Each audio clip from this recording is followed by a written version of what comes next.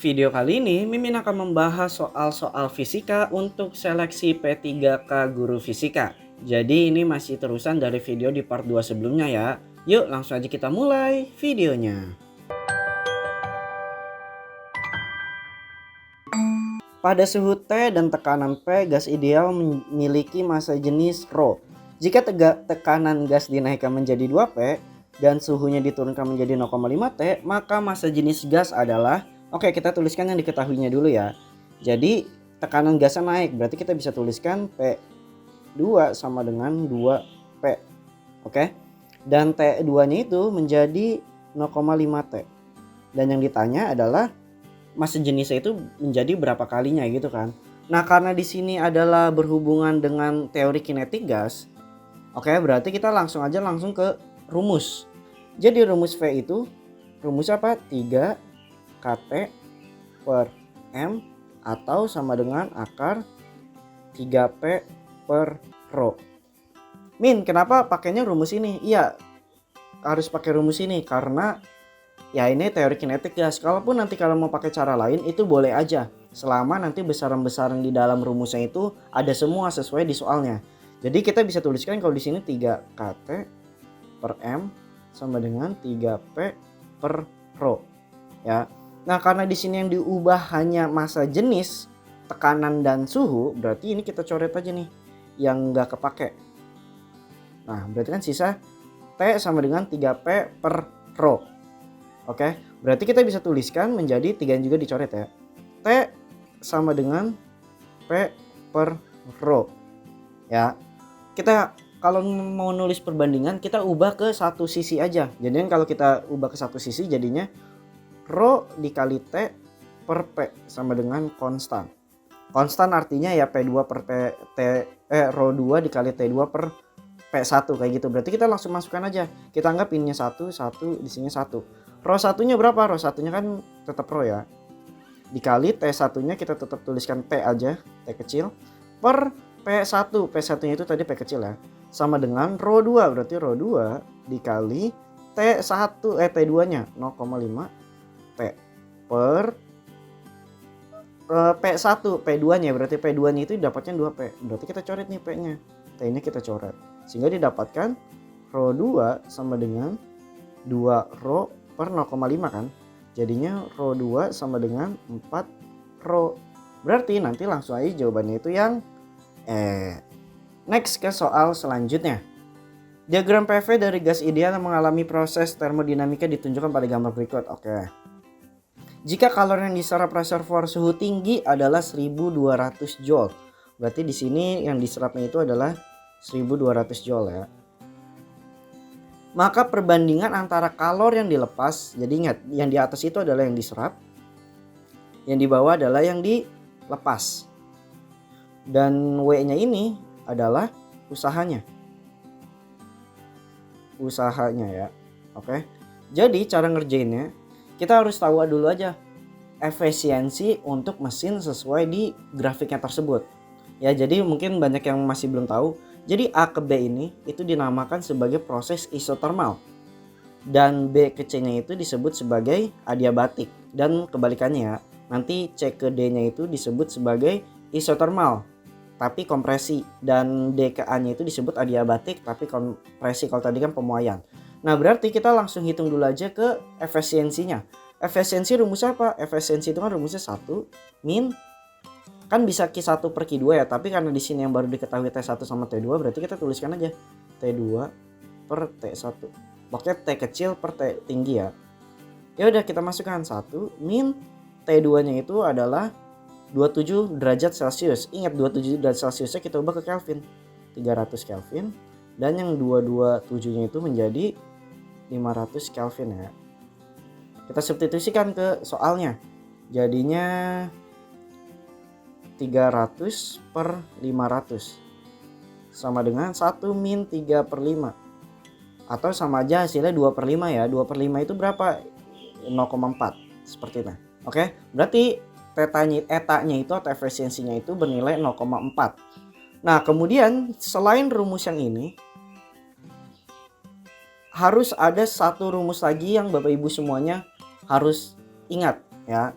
Jadi bisa pakai rumus efisiensi itu sama aja dengan usaha yang dihasilkan sama mesin per kalor yang diserap oleh mesin tersebut. Ya, jadi Bapak Ibu guru semuanya tinggal masukin. Berarti 0,4 sama dengan W-nya itu berapa? W-nya itu yang ditanya dulu ya. Per Q1-nya itu tadi udah dapat nih yang diserap itu 500. Jadi didapatkan W-nya itu bernilai kok 500, 1200 ya, maksudnya 1200. Sehingga didapatkan nanti 480 joule. Nah, karena di sini perbandingan antara kalor yang dilepas dan usaha. Tadi kita udah dapat usahanya itu 480 joule. Ya. Dan tadi yang Q-serapnya ini adalah 1200 joule. Rumus W itu adalah selisih antara Q2 dikurang Q1 atau Q1 dikurang Q2 ya. Q yang diserap dikurang Q yang dilepas. Jadi kan kalau W-nya itu bagus ketika kalor yang diserap itu sama dengan kalor yang dilepas ya. Tapi karena di sini efisiensinya ada enggak 100%, otomatis ada nilai yang kebuang. Berarti kita masukkan aja. W-nya itu tadi didapatkan 480 sama dengan Q1. Q1-nya itu adalah 500. Kok 500? 1200. Sorry, ketukar ini sama yang ini. Ya, jadi 1200 dikurang Q2. Maka didapatkan Q2-nya itu sama dengan 1200 dikurang 480 ya. Atau kita tuliskan menjadi 720 joule. Karena di sini perbandingan antara kalor yang dilepas berarti Q2 banding W usaha. Jadinya kita tuliskan menjadi tadi Q2-nya itu 720 berbanding 480. Nah, kita kecilin ya. Jadinya kita bagi 8 ya. Jadi ini coret-coret. 72 dibagi 8 9. 48 dibagi 8 6. Atau kita kecilin lagi menjadi 3 banding 2. Berarti nanti jawabannya itu 3 banding 2. Jadi ingat ya, karena di sini perbandingan antara kalor yang dilepas dengan usaha. Jadi hati-hati kebalik, karena kan di sini di opsi jawabannya bisa 2 banding 3 atau 3 banding 2. Tapi jawaban yang tepat itu adalah 3 banding 2. Oke, next. Seutas tali panjang salah satu ujungnya A digetarkan, sedangkan ujung yang lain B diikat longgar sehingga ujung ikatnya dapat bergerak naik turun. Berarti ini bisa kita simpulkan adalah ujung bebas ya, karena kan dia tidak terikat. Ketika ujung A digetarkan, maka akan terbentuk gelombang satu, gelombang datang menuju ujung B. Gelombang ini oleh ujung B dipantulkan kembali menuju ujung A yang dinamakan gelombang 2. Oke, gelombang pantul. Oke, kita langsung lihat ke opsi jawabannya aja.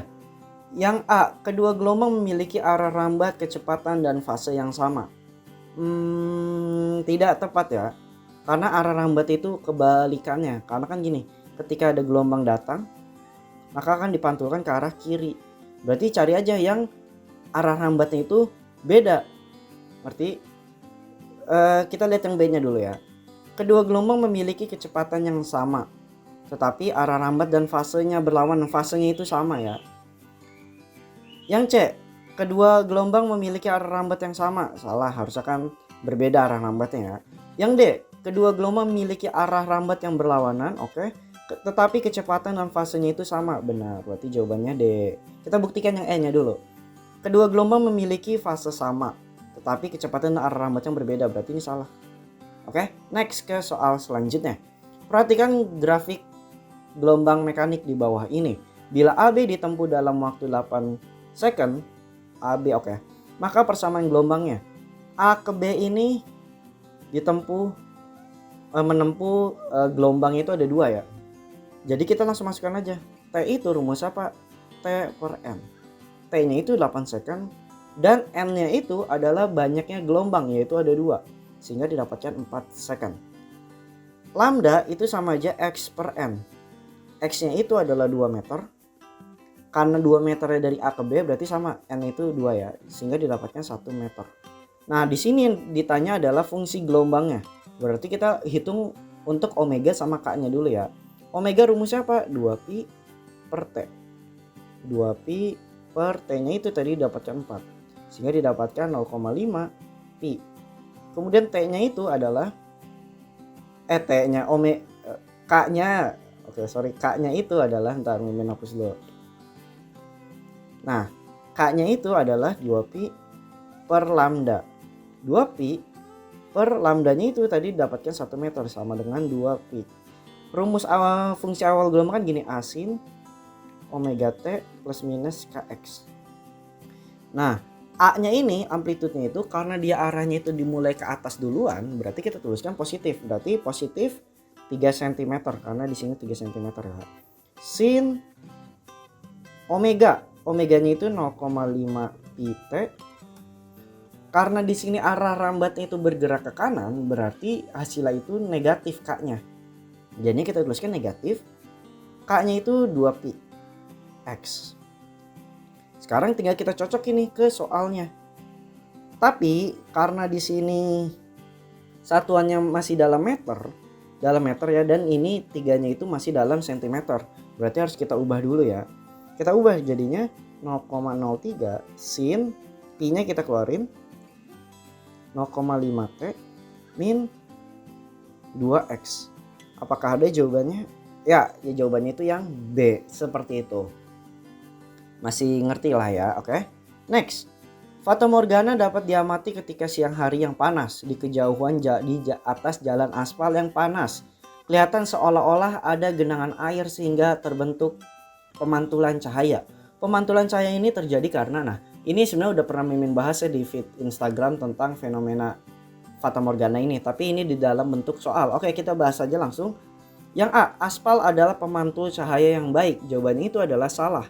Kenapa? Aspal itu berwarna hitam, yang berarti dia akan lebih mudah menyerap bukan memantulkan cahaya. B, kerapatan udara di permukaan aspal lebih kecil daripada di atasnya sehingga terjadi pemantulan sempurna. Oke, ini kita keep dulu ya yang B-nya. Yang C, di permukaan aspal lebih banyak kandungan CO2 yang bersifat lebih reflektif daripada O2 yang bersifat refraktif. Ini nggak ada hubungannya sama fata morgana di aspalnya itu ya. D, pemanasan global mengakibatkan cahaya selain mengalami transmisi juga mengalami refleksi. Ini benar, tapi itu bukan menjadi alasan terjadinya fata morgana. Yang E, permukaan aspal yang panas menjadi dinding pemantul cahaya, tetapi permukaan aspal yang dingin akan menyerap cahaya. Ini tidak. Ya udah, berarti udah pasti jawabannya itu yang B. Jadi kan aspal itu ketika dikenain cahaya matahari, ya kan cahayanya itu keserap nih, berarti di daerah sininya itu akan panas. Nah kalau panas, nanti kerapatan udaranya itu atau indeks biasnya deh, itu menjadi kecil. Sedangkan nanti yang di sini nih, yang udara atasnya itu dingin. Makanya nanti pas cahayanya datang, dia akan terbelokkan gitu, jadi mengalami pembiasan gitu. Jadi seolah-olah kita tuh ngeliat genangan airnya tuh ada airnya, padahal itu pemantulan dari langit-langit seperti itu, kurang lebih seperti itu. Jadi langsung nanti jawabannya yang B. Next ke soal selanjutnya. Kita masuk ke rangkaian listrik ya. Jika hambatan 5 ohm pada rangkaian diganti dengan 7 ohm, mana 5 ohm? Oke, yang ini diganti jadi 7 ohm ya. Maka perbandingan arus total yang mengalir pada rangkaian sebelum dan sesudah dengan sesudah. Oke, kita hitung dulu yang sebelumnya ya. Berarti ini bisa langsung dikerjakan. Indeks ini adalah paralel. Karena angkanya sama berarti jadi 3. Jadi kalau kita tuliskan ulang, ini soal yang ini nggak terlalu susah ya. Di sini 3 ohm, 12 volt, 5 ohm, dan 4 volt. Kita gunakan Kirchhoff seperti biasa. Arah arusnya bebas ya, arah loopnya. Kita mulai dari sini kan, kalau kita lihat ngikutin panahnya dia akan kena negatif dulu, makanya minus 12. Kemudian dia ke atas karena positif 4, berarti positif 4 plus, udah tinggal kita jumlahin 5 sama 3 nya. 5 plus 3 dikali I sama dengan 0. Jadinya minus 8 plus 8I sama dengan 0. Maka didapatkan I nya itu 1 ampere ya. Tapi karena di sini 5 ohmnya itu diganti menjadi 7 ohm, berarti kita ganti aja nih yang ininya menjadi 7 ohm. Sehingga sama ya, jadinya ini minus 8 plus 3 ditambah 7. Kalau tadi kan 5 ditambah 3, kalau ini 7 ditambah 3. I sama dengan 0. Sehingga didapatkan minus 8 sama dengan atau enggak 8 sama dengan 10I ya. Ini itu didapatkan 0,8 ampere. Karena di sini perbandingannya sebelum dan sesudah, berarti sebelumnya dulu ya. Sebelumnya 1. Sesudahnya itu menjadi 0,8. Di sini kan pilihannya nggak ada 1:0,8 gitu ya. Kita kali 5 aja semuanya. Kita kali 5 untuk memudahkan. Berarti 5/4. Berarti nanti jawabannya yang B. Ini sama seperti di soal yang sebelumnya, jadi hati-hati kalau misalkan kebalik jawabnya antara 4/5 atau 5/4. Jadi perhatikan ke soalnya aja. Next ke soal selanjutnya. Oke, ini nggak Mimin baca, langsung bawahnya aja. Arah gaya Lorentz yang dialami oleh muatan tersebut searah sumbu. Oke, di sini kalau ada muatan yang bergerak, terus ada kawat listrik juga. Itu berarti kita gunakan dua konsep kaidah tangan kanan. Yang pertama kita gunakan yang pakai jempol. Jempol sama 4 jari. Kan kalau 4 jari, kalau jempolnya ke kanan, berarti kan 4 jarinya ke sini kan. Ya. Berarti kalau kita gambarkan ulang di sini V, maka di bagian si muatannya itu dia akan memiliki medan magnet yang masuk cross. Nah, karena kita udah dapat nilainya kayak gitu, kita tinggal gunakan kaidah tangan kanan. Jempol itu adalah arus, atau enggak kalau di dalam kasus ini ya adalah muatannya, arah kecepatannya kemudian 4 jarinya itu adalah B-nya dan telapak tangannya itu adalah F-nya. Jadi kalian tinggal bikin aja kayak hormat tuh, dilebarin jempolnya ke kananin, 4 jarinya ke depanin. Jadi 4 jarinya gini, 4 jarinya itu ke sana. Ini ya maksudnya 4 jarinya itu. Maka dapat terlihat kalau F-nya itu ke atas, maka nanti jawabannya itu yang A. Oh ya, ini mungkin agak susah divisualisasikan ya, karena kan ini dalam bentuk tulisan, tapi dicoba-coba aja dengan menggunakan kaidah tangan kanan.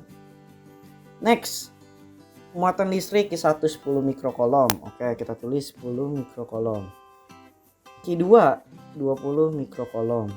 Q3 terpisah. Oke, jaraknya segitu.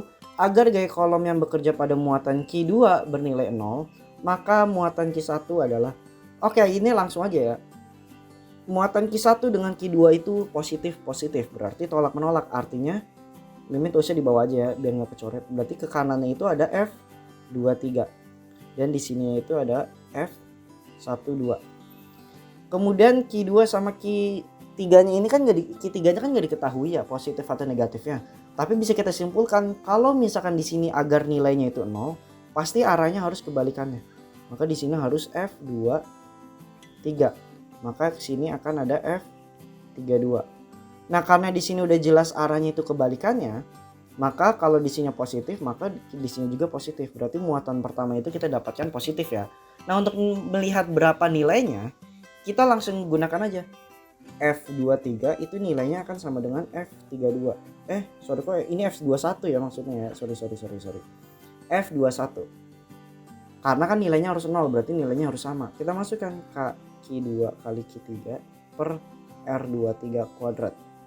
K dikali Q2 dikali Q1 per R21 kuadrat. K-nya kita coret, Q2-nya kita coret.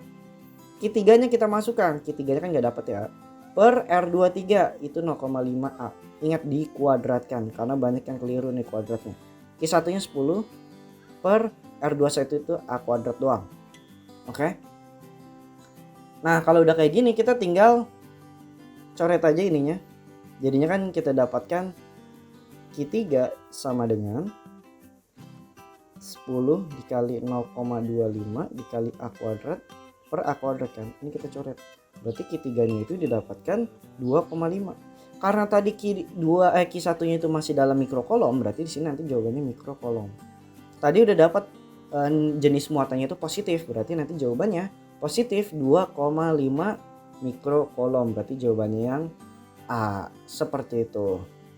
Next ke soal selanjutnya. Kawat persegi panjang loop diletakkan dekat dengan kawat lurus yang berarus listrik I seperti oke. Oke, ini bentuknya loop ya, kawat itu bentuk persegi. Mulai T0 sampai T9A arus listrik ditambah secara linear sehingga mencapai 2I kemudian jadi pada saat 0 ke A T-nya ya arusnya itu menjadi 2I. Dan ketika dari A ke B dia tetap berarti tetap 2I ya nilainya maksudnya. Kemudian dari B ke C diturunin menjadi I lagi kayak gitu. Interval waktu selama terjadi GGL induksi pada loop adalah antara, nah ingat, GGL induksi itu terjadi ketika terjadinya perubahan besarannya itu, yaitu kayak perubahan arusnya. Kenapa berpengaruh? Karena ketika arusnya itu bertambah, maka nanti medan magnetnya juga bertambah kayak gitu. Jadi yang tetap itu dia malah seakan-akan gak terjadi apa-apa. Berarti nanti di A ke B nya itu dia nggak ngefek tuh. Ya udah, berarti langsung aja jawabannya berarti dari 0 ke A dan dari B ke C, yaitu yang B, seperti itu aja. Ingat ya, jadi kalau GGL itu dia hanya berlaku ketika terjadi perubahan arus listrik yang menyebabkan nanti medan magnetnya juga berubah. Tapi ketika yang proses AB ini dia tetap ya, jadi dia kayak seakan-akan nggak terjadi perubahan, jadi ya nggak terjadi GGL, seperti itu. Cukup sekian pembahasan soal-soal P3K guru untuk part 3. Kalau ada pertanyaan silahkan tanya di kolom komentar, DM Instagram, atau tanya di grup Discord yang udah Mimin sediakan. Oke, sampai jumpa di pembahasan fisika untuk P3K guru fisika di part 4 selanjutnya.